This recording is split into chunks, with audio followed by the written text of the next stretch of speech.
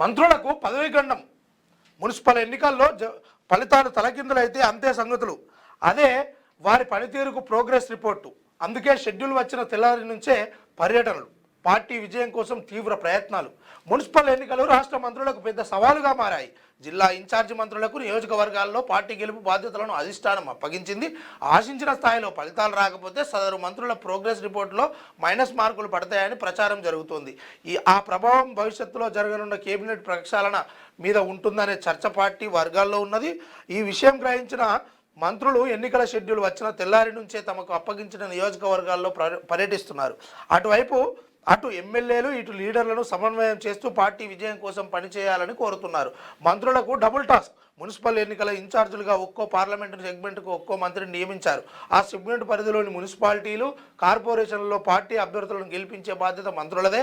వీరంతా ఎన్నికలు ముగిసే వరకు అక్కడే ఉంటూ అభ్యర్థుల ఎంపిక, ఎన్నికల ప్రచార బాధ్యతలను చూసుకోవాల్సి ఉంది.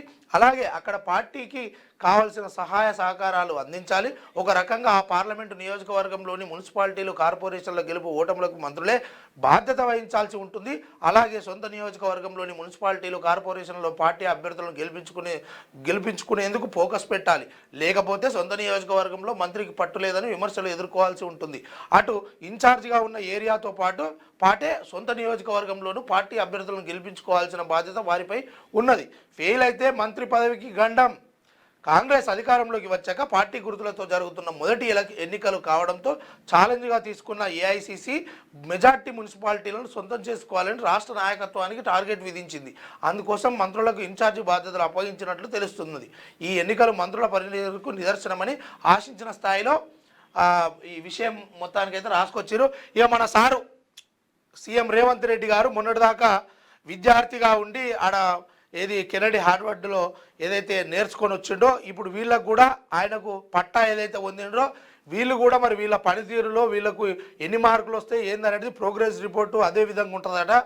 ఇక వీళ్ళు ఎవరైనా వీళ్ళ నియోజకవర్గాల్లో కావచ్చు, వీళ్ళు నియమించుకున్నటువంటి ఆ మున్సిపల్ కార్పొరేషన్ ఆ ఎన్నికల పర్వంలో కావచ్చు, అక్కడ వీళ్ళు నియమించుకొని వీళ్ళు బాధ్యత వహిస్తున్నటువంటి దాంట్లో వీళ్ళు పోటీ చేయకపోతే, అంటే ఆ పోటీ